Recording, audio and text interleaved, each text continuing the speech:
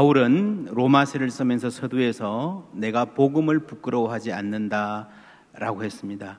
이 말은 다른 사람 같으면 부끄러워할 수도 있는 상황, 어떻게 보면 부끄러워하는 게 정상이고 자연스러운 상황, 부끄러움을 이겨내야 했다라는 말 뜻일 것입니다. 왜 이런 말을 했을까요? 무엇이 부끄러움의 가능성이었을까요? 첫째로 이 로마서는요, 바울 서신의 다른 서신들하고 좀 다릅니다. 다른 바울 서신들은 거의 다가 바울이 직접 개척한 교회나 특별한 관계에 있던 사람에게 쓴 편지입니다. 근데 로마 교회는 바울이 개척한 교회도 아니고 목회한 적도 없습니다. 바울은 이 편지를 쓰면서 자신이 로마 교회를 방문하겠다는 계획을 전합니다. 15절 말씀 함께 읽습니다. 그러므로 나는 할 수 있는 대로 로마에 있는 너희에게도 복음 전하기를 원하노라. 이 말씀을 하고 바로 다음 절에 내가 복음을 부끄러워하지 아니한다. 복음이란 말이 이어지기 때문에 아마도 이 말은 먼저 자신의 로마 방문 계획과 관련이 있는 것 같습니다.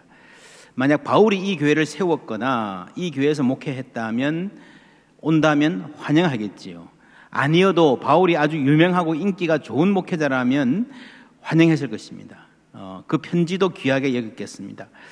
지금 우리에게는 바울은 대사도입니다. 그러나 당시 바울은 그렇게 유명하고 인기 좋은 강사도 아니었고, 앞으로 우리가 살펴보겠지만 당시에 신학적으로 많은 오해와 의심을, 불신을 받던 상태였습니다. 그러니 바울이 방문하겠다 그러면 왜 오지? 누가 오라고 했냐? 하는 반응이 예상됩니다. 또 이 긴 편지를 받고 이건 뭐야? 우리가 이거 읽어야 돼? 라고 하는 반응이 있었을 수도 있습니다. 우리에게는 로마서가 성경입니다. 성경 중에서도 보석 중에 보석이라 불리는 책입니다. 우리는 이걸 아멘 할 준비를 하고 읽어요. 그래서 오히려 바울의 이 편지의 본래 맥락을 잘 이해 못할 수 있습니다. 우리가 존경하는 이 대사도가 당시에는 이 편지를 쓰면서 한마디 한마디 내가 이렇게 말하면 저 사람들이 또 이렇게 오해하고 공격하지 않을까 염려하는, 마음 졸이는 상태였다는 처지를 알아야 우리가 이 로마서라는 편지를 제대로 이해할 수 있습니다. 둘째로 바울의 방문 목적은요, 스페인 선교 지원을 요청하기 위해서입니다. 지금도 유럽 지도를 놓고 보면 로마와 스페인이 멀죠. 한참 떨어져 있습니다. 당시로서는 훨씬 더 먼, 지리적으로 멀 뿐만 아니라 문화적으로 굉장히 낯선 지역이었습니다. 바울은 주로 로마의 동쪽을 다니면서 헬라어로 설교했습니다. 알렉산더 이후로 이 지역은 전부 다 그리스어, 헬라어가 통하는 지역이 되었습니다. 그러니까 전도하기 편했어요. 그런데 로마를 기준으로 서쪽은, 스페인 쪽은 완전히 다른 세계입니다. 헬라어를 모릅니다. 공식어는 이쪽은 라틴어인데 라틴어가 공식어이긴 하지만 당시 스페인에 살던 사람들 대부분은 토착어를 썼지 라틴어를 몰랐습니다. 바울도 라틴어를 몰라요. 그럼 어떻게 전도하겠습니까? 만약에 바울이 스페인에 가는 게 성공했다면 여기서 바울은 서서 헬라어로 설교를 하고, 그리스어로 헬라어로 설교를 하고, 옆에 누군가가 라틴어로 통역을 하고, 저기서는 다시 라틴어를 토착으로 통역해야 되는 이중, 이 세 명의 통역을 거쳐야 가능한 프로젝트였습니다. 이게 통역이 두 단계를 거쳐야 된다는 건요, 그만큼 문화적으로 낯설고 스트레인지, 이상하게 보인다는 이야기예요. 이런 이상한 사람이 와서 뭘 하겠다 그러면요, 그 동네 사람들이 어떻게 반응했을까요? 수상하다, 핍박을 하거나 관에 가서 신고했을 수가 있습니다. 그러면 그 공무원, 관리들은 어떻게 반응했을까요? 이게 스페인 선교라는 게요, 여간 골치 아픈 일이 아닙니다. 그냥 간다고 선교가 되는 게 아니잖아요. 그래서 아마도 로마에서 좀 영향력 있는 사람들이 도와주어야, 예를 들면 좀 높은 사람이 이렇게 추천서를 써주든지 해야 갈 수 있는 상황이었을 것입니다. 그리고 스페인 선교를 가려면요, 엄청난 비용이 듭니다. 교회 재정을 긴축해야 되고, 로마 교회가 바울의 스페인 선교를 지원하기로 작정을 했다면 성도들이 허리띠를 졸라매서 헌금해야 가능한 일이었습니다. 그러니까 여러분, 이 스페인 선교라는 말도 꺼내기가 상당히 힘든, 부끄러울 수 있는 상황이었어요. 셋째로 더 중요한 것은요, 이 도시 로마는요, 인류 역사상 가장 성공적이고 강력한 제국이었습니다. 그리고 이 시티 오브 로마라는 도시는 그 핵심에 있는 화려한 도시, 조그만 도시 국가가 출발해서 세계를 제패한 정말 놀라운 기적의 현장 아닙니까? 여러분, 정치학에 유명한 용어가 있습니다. 파넴 에트 기르켄세스. 이 말은 빵과 서커스라는 말입니다. bread and circuses. 본래 로마 제국을 가리키는 말이었습니다. 어리석은 대중들은 누가 다스리든지 아무리 독재자가 불의하게 통치를 해도 빵과 서커스, 오락거리만 주면 고분고분해진다는 비판적이고 냉소적인 정치적인 용어가 되었지만, 사실요, 브레드, 여러분, 빵 문제 해결하는 게 보통이 아니잖아요. 백성들의 빵 문제 해결하는 거, 이거를 이렇다 하게 완벽하게 해결한 정권이 세상에 극히 드물었습니다. 로마는요, 전쟁에서 이기고 공화국 때 이미 지중해 연안의 대제국을 통치했기 때문에 그 넓은 지역 세계에서 가장 곡창지대 이집트와 북아프리카에서 곡식을 가득 싣고 와가지고 수도 로마의 시민이면 전부 다 무상으로 빵을 나눠줬습니다. 이게 주전 60년에 이미 달성했던 위협입니다.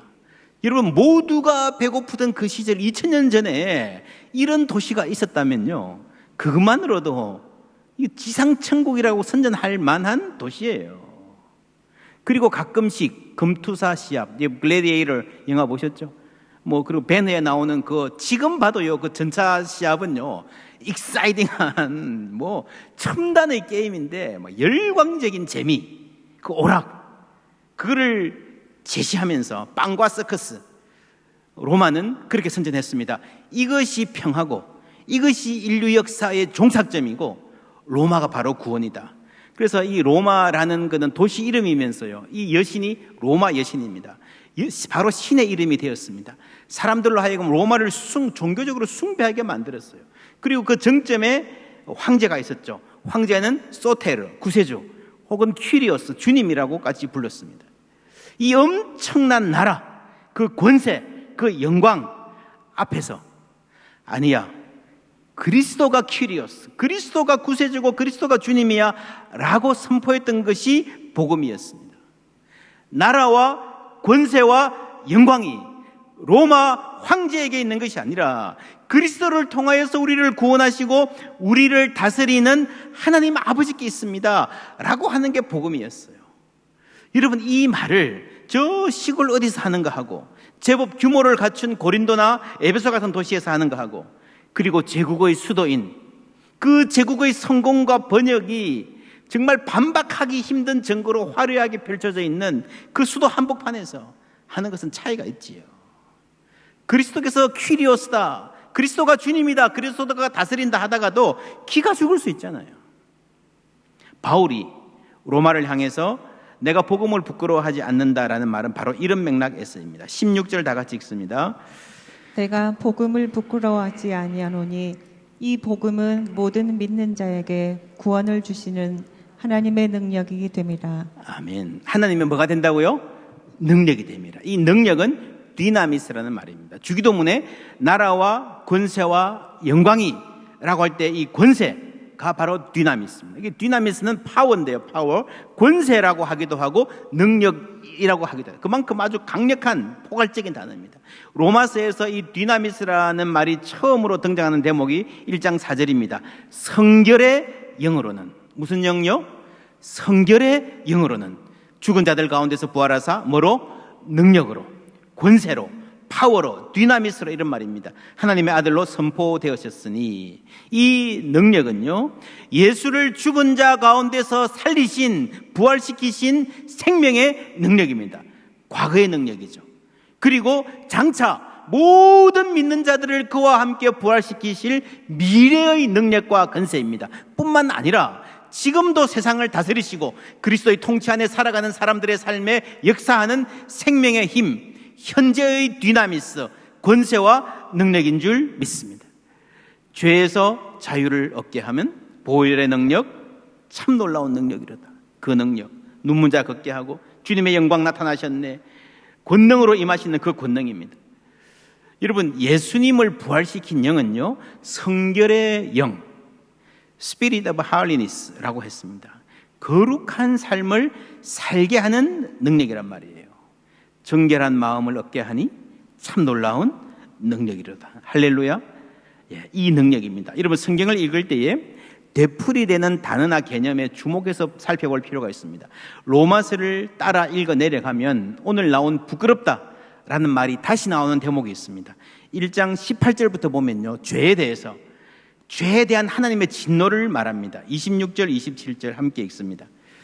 이 때문에 하나님께서 그들을 부끄러운 욕심에 내버려 두셨으니 곧 그들의 여자들도 순리대로 쓸 것을 바꾸어 영리로 쓰며 그와 같이 남자들도 순리대로 여자 쓰기를 버리고 서로 향하여 음욕이 부릴 듯하며 남자가 남자와 더불어 부끄러운 일을 행하여 그들의 그릇 때문에 상당한 보응을 그들 자신이 받았느니라. 남자가 남자로 더불어 부끄러운 일을 행하는 것, 동성애라는 행위를 성경은 정죄하고 있습니다. 지금은 시대가 많이 변해서 최근에 이것도 자연스러운 일이다 하는 이들이 많이 생겨나고 있지만 우리가 성경을 진리의 말씀으로 믿는 한 동성애 행위가 죄가 아니라 말할 수 없습니다. 그것은 순리가 아니고 영리다라는 이 말은요, 성경이 아니고 세상에서도 하는 말이라는 거죠. 무슨 말인가 하면은 이거는 인간의 자연스러운 본성을 거스르는 행위다. 성경적으로 보면 하나님의 창조 질서에 역행하는 거스르는 행위다라는 말입니다. 이 말에는 어떤 전제가 있는가 하면요, 사람에게는 본래 자연스럽지 못하는 것, 인간의 본성에 역행하는 행위에 대해서는 어색하게 생각하고 부끄럽게 느끼는 마음이 있다는 겁니다. 옳고 그름을 구분하는 마음이 있다는 거예요. 이거를 어떤 경우에는 양심이라고 이야기하기도 하고요, 어떤 경우에는 자연법이라고 이야기합니다. 자연법이라는 말은 이 순리, 영리라는 말에 자연법 사상이 들어가 있는데 인간 마음에 어떤 보편적인 도덕적 기준이 있다는 거예요. 여러분 동서고금을 막론하고 저 아마존 정글이나 인도양이나 뭐 저기 북극에 가도요, 나쁜 거는 나쁜 거예요. 약한 자들 괴롭히고 어른들 말 안 듣고 자기 욕심만 챙기고 하는 것은 어디나 다 그것은 옳지 않다라고 말하는 보편적인 인간의 도덕적 기준이 있다라는 거죠. 여러분 성경은 동성 간의 행위가 그 대표적인 예고요. 이게 부끄러운 일인데 잘못된 건데 그래서 이 자연스럽지 못한 인간 본성에 어긋난 일을 하면 마음의 경고음이 울려야 당연한데, 부끄럽게 여기는 게 당연한데, 그렇지 않다면 인간의 마음이 고장난 것이다, 그게 타락이다 라고 이야기를 하는 겁니다. 우리가 퀴어 축제 이런 거 보면요, 이게 뭐 동성애고 뭐고 하는 거 다 떠나서 그 장면을 보면 여러분 어떠세요? 부끄럽잖아요. 이거는 아니다 싶잖아요. 그런데 그게 부끄러움이 아니다라고 몰아가는 그게 타락한 마음이라는 게 성경의 견해입니다. 구원은 그 타락한 마음을 회복시키는, 부끄러운 것을 부끄러운 줄로 아는 마음을 회복시키는 거예요. 여러분 성은요, 성관계는 하나님의 축복입니다. 하나님의 축복인데 남성과 여성, 한 남성과 한 여성의 온전한 결합인 결혼 안에서 누릴 때의 축복입니다. 그것을 벗어나는 성관계는 이성애든 동성애든 죄임이 분명합니다. 동성애만 죄인 게 아니고요, 결혼을 벗어난 바람피는 것도 똑같은 죄입니다. 부끄러운 일입니다. 여기서 부끄러움이란 말은요, dishonor, 명예롭지 못하다는 말입니다. 당시 로마 사람들은요, 명예에 살고 명예에 죽는다 그랬습니다. 로마인이라면, 특히 로마 귀족이라면요, 명예를 목숨보다 소중하게 여겨야 됩니다. 그게 로마인다운 거예요. 그래서 그들은 명예를 위해서 전쟁에 나가서 목숨을 걸고 싸웠고요, 명예를 위해서 거액을 기부해서 그 엄청난 로마의 건물들을 짓고 신전을 짓고 그렇게 했습니다. 그 명예의 제국이에요. 그런데 바울이 말하는 바는요, 그들이 벌이는 음란한 성관계, 타락한 삶, 동성애 행위, 그거는 그들이 말하는 그 명예의 제국이라는 게 얼마나 거짓된 것인지, 사실은 얼마나 dishonor, 얼마나 부끄러운 것인지를 폭로하는 거예요. 최근에 포괄적 차별금지 법안이 국회에 발의되어 염려가 많습니다. 지난 주말에 우리 교단 총회장님과 노회장님들의 입장 발표가 있었습니다. 오늘 교회에서 그 내용을 나누어 드립니다.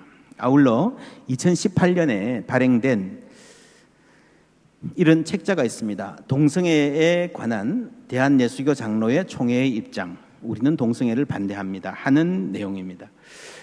나가실 때에 꼭 가정당 한 부씩 가져가셔서 읽어보시고 기도해 주시고 한 시민으로서, 한 그리스도인으로서 이 문제에 책임 있게 응답하고 참여해 주시면 좋겠습니다. 이런 각자의 결정입니다. 국회에 서명하는 것을 포함해서 하실 수 있는 일들 여러분 기도하시면서 하시면 됩니다. 오늘 나누어 드릴 우리 교단에 최근에 나온 이 성명서의 첫 문장은요, 한국교회는 하나님의 가르침을 따라 인간은 누구나 동등하게 존중받아야 한다고 믿으며 사회적 약자의 보호와 권리 신장을 위하여 노력했다. 이렇게 시작합니다. 동성애 확산을 방지하고 반대하는 것이 중요하지만 이 원칙 역시 흔들리면 안 됩니다.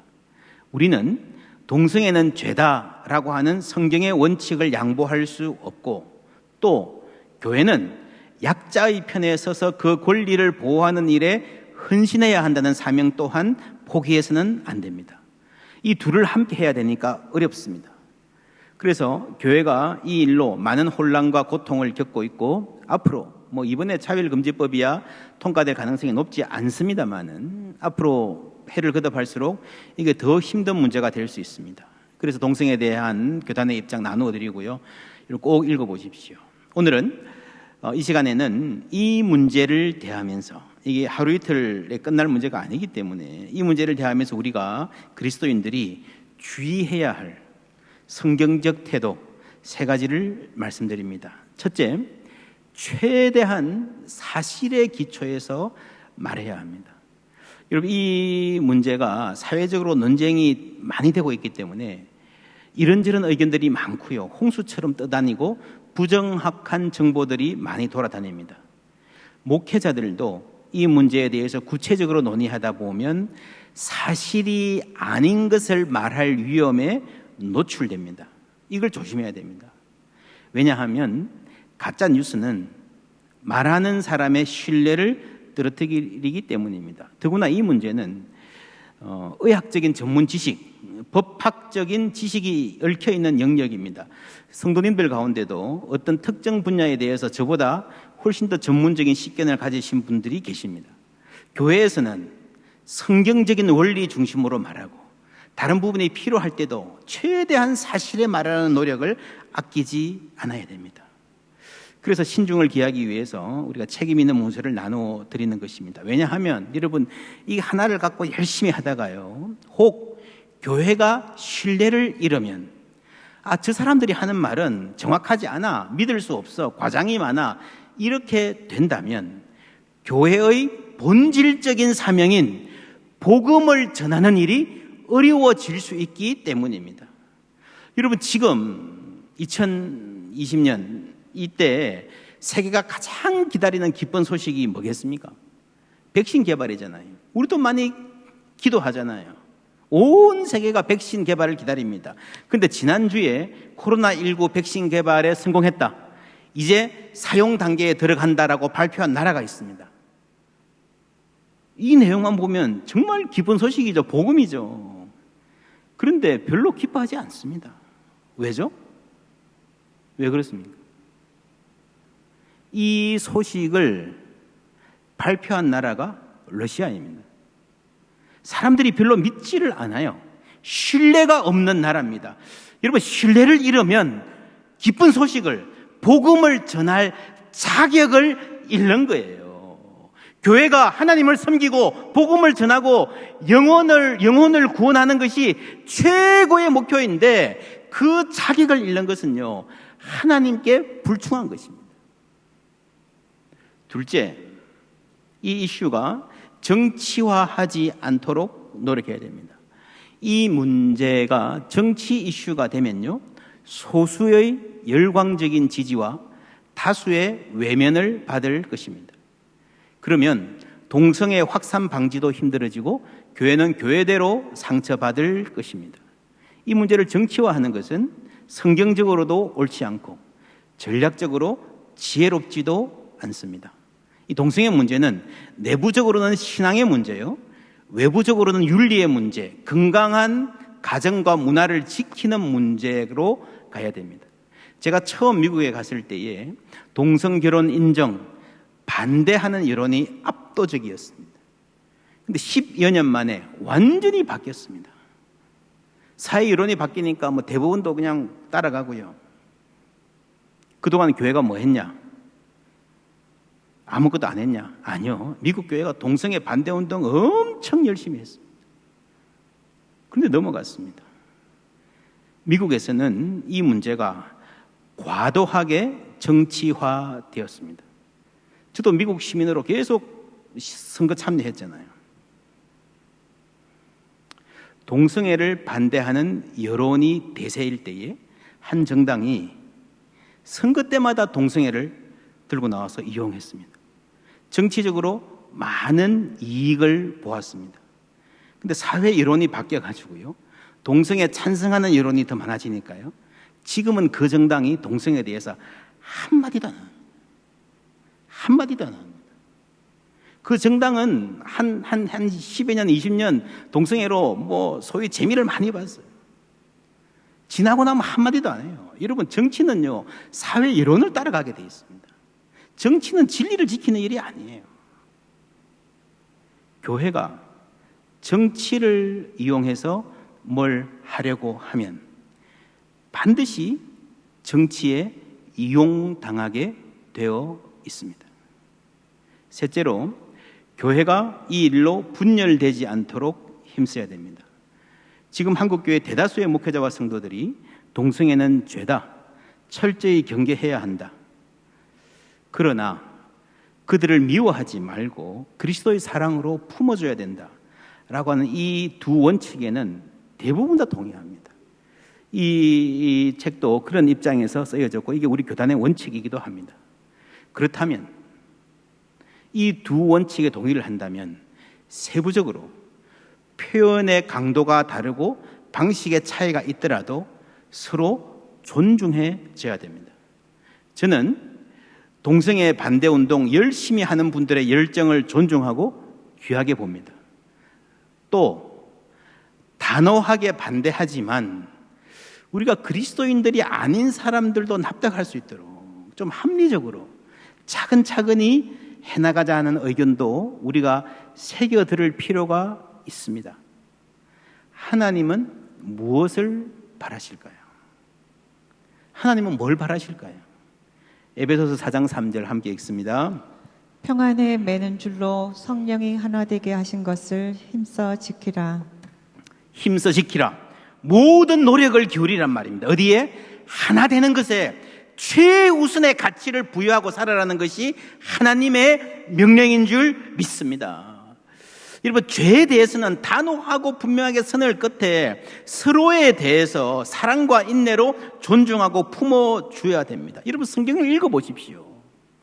성경을 안 읽으면 엉뚱한 세상 소리를 따라갑니다. 성경을 읽어보면요, 서로 사랑하고 인내하고 하나 되라는 말씀이 얼마나 자주, 얼마나 간절하게 나오는지 알 것입니다. 로마서도요, 이제 계속 읽어가시면 유대인과 이방인의 하나됨, 강한 자와 약한 자의 하나됨, 서로 배려가 아주 중요하게 강조됩니다. 강한 자와 약한 자라는 말은요, 어떤 신앙의 문제에 있어서, 생활의 문제에 있어서 사람들끼리 감각의 차이가 있을 수 있다는 거예요. 생각의 차이와 대응의 차이가 있을 수 있다는 거예요. 서로 배려하고 서로 존중해야 된다는 말입니다. 나만 옳다, 이거 안 돼요. 신앙의 표현 방식이 다르지만 하나 되어서 그리스도의 평화를 이루라는 것이 로마서의 핵심적인 주제고요, 신약 성경의 가장 중요한 주제입니다. 여러분, 사회가 많이 어렵지만, 시대가 어렵지만 하나님 우리와 함께 하실 줄 믿습니다. 어떤 교회와 함께 하십니까? 하나 되는 교회입니다. 말씀대로 사는 교회입니다. 하나님의 말씀이 하나 되라 그랬으면 우리가 하나 되어서 서로 사랑하고 말씀대로 살 때에 세상과 싸워 이길 수 있는, 악에게 지지 않고 선으로 이길 수 있는 공동체로 만들어 주실 것입니다. 그 힘이 바로 복음의 능력인 거예요. 이런 확신이 있었기 때문에 바울은 복음을 부끄러워하지 않는다고 했습니다. 6장 21절 함께 읽습니다. 너희가 그때에 무슨 열매를 얻었느냐? 이제는 너희가 그 일을 부끄러워하나니 이는 그 마지막이 사망입니다. 너희가 그때에 무슨 말입니까? 예수 믿기 전이죠. 예수 믿기 전에 여러분의 삶을 생각해 보십시오. 로마 제국이 구원이라고 생각하고 로마 황제를 섬기던 그 시절의 삶을 생각해 보십시오. 부끄럽지 않습니까? 물질을 쫓아 쾌락을 따라 자기 마음대로 살던 음란하고 타락하던 그 생활이 부끄럽지 않습니까? 이런 말입니다. 여러분, 예수 믿고 나면요, 은혜를 받고 나면요, 그 이전의 삶이 부끄러워지는 게 정상인 줄 믿습니다. 철없이 죄짓고 살던, 돈이 전부인 줄 알던, 내가 힘 있다고 힘 없는 사람 무시하고 살던, 아무나 만나고 아무 말이나 막 하고 죄짓는 것 자랑하고 다니고요, 그때를 생각하면 얼굴이 화끈거려야 됩니다. 그게 은혜 받은 사람인 줄 믿습니다. 그것이 성령의 능력인 거예요. 여러분, 우리와 우리 자녀들은 부끄러워야 해야 할 일을 부끄러운 줄 아는 은혜가 있기를 바랍니다. 제가 이번 휴가 중에 우연히 읽게 된 책 중에 하나가 부분적으로 읽었는데, 기적을 이룬 나라, 기쁨을 잃은 나라. 어느 나라를 이야기할까요? 영국 사람이 쓴 책입니다. 영국 사람이 한국 와서 살면서 한국을 관찰하고 쓴 책 제목입니다. 기적을 이룬 나라, 기쁨을 잃은 나라. 바울이 당시 로마를 보면 뭐라 말했을까? 이 비슷하지 않았을까 싶어요. 로마 제국은 그 자체로 기적 중의 기적입니다. 그 조그만 도시국가가 세계를 제패했어요. 1000년을 갔습니다. 그들은 그 성공의 영광을 경축했고 그 번영을 자랑했고 세계 평화를 이루어냈다는 자신들의 파워, 디나미스를 과시했습니다. 그러나 바울의 시각으로 볼 때에, 하나님이 보실 때에 그들의 삶은 피폐한 삶이었고 부끄러운 삶이었습니다. 희망이 없는 삶이었습니다. 온갖 음란, 동성애, 여러분 탐욕을 일삼고요, 사람들이 모여가지고 수많이 모여서 콜로세움에서 사람이 맹수에게 먹히는 것을 보고 열광하고 박수치고 그것을 기쁨으로 여기는 비천하고 비루한 삶이었습니다. 기적을 이룬 나라. 그러나 기쁨을 잃은 이 사람들을 향해서 바울은 담대하게 하나님 나라의 복음을 전합니다. 하나님의 나라는 성령 안에서 의와 평화와 기쁨입니다. 할렐루야. 복음은요, 이 땅에 임하는 하나님의 나라, 그 정의와 평화와 기쁨을 누리는 현재의 삶입니다. 그래서 여러분, 바울이 복음을 부끄러워하지 않는다는 말은요, 추상적인 말이 아니에요. 단순히 지금 우리가 전하는 이 복음이라는 교리의 논리 구조, 이게 말이 되느냐 안 되느냐 하는 차원의 이론적인 담론적인 그런 말이 아니라, 복음 안에서 살아가는 사람들이 현실적으로 생생하게 지금 누리는 정의와 평화와 기쁨 가득한 삶에 대한 증언입니다. 그러니까 복음을 부끄러워하지 않는다는 말은요, 단순한 자기 변호만이 아니라 그 복음 안에 담긴 영원한 생명, 생생한 기쁨, 후회 없는 삶, 아름다운 삶, 보람 있는 삶, 부끄러움 없는 삶으로 초대하는 말입니다. 이 복음을 들고 바울은 로마에 가려고 하는 것이고 이 편지를 쓰는 것이고 목숨을 걸었습니다. 오늘 우리도 이 말씀을 듣고 이 복음을 전하기 위해서 살아가는 사람들 되기를 원합니다. 여러분, 이 복음을 전하는 것이 교회 최고의 사명이에요. 그 무엇과도 바꿀 수 없는 사명입니다. 그 세상에 어떤 것도 이 복음을 전하고 영혼을 살리는 하나님 나라를 증언하는 이 최고의 사명의 자리를 차지하면 안 됩니다. 옛날 어떤 섬에 등대지기가 있었습니다. 순박하고 정이 많은 사람이었습니다. 성실하게 근무했습니다. 어느 날 이웃집 아주머니가 찾아왔습니다. 우리 신랑이 많이 아파요. 병원비가 없어요. 기름 한 통을 내주고 육지에 가서 팔아서 병원 빌어 쓰세요 했습니다. 얼마 후에 다른 가정이 찾아와서 아이 학교 등록금이 모자란다 했습니다. 기름 2통 내어주었습니다. 나가면서도 연신절을 하는, 고마워하는 부부의 얼굴을 보고 좋은 일 했다는 자부심이 밀려왔습니다. 어느 날 밤에 폭풍이 거세게 불었습니다. 등대 불을 밝혀야 하는데 기름이 모자랍니다. 보급선도 제때 오지 않았습니다. 발을 동동 구르면서 제발 아무 일 없기를 바랬습니다.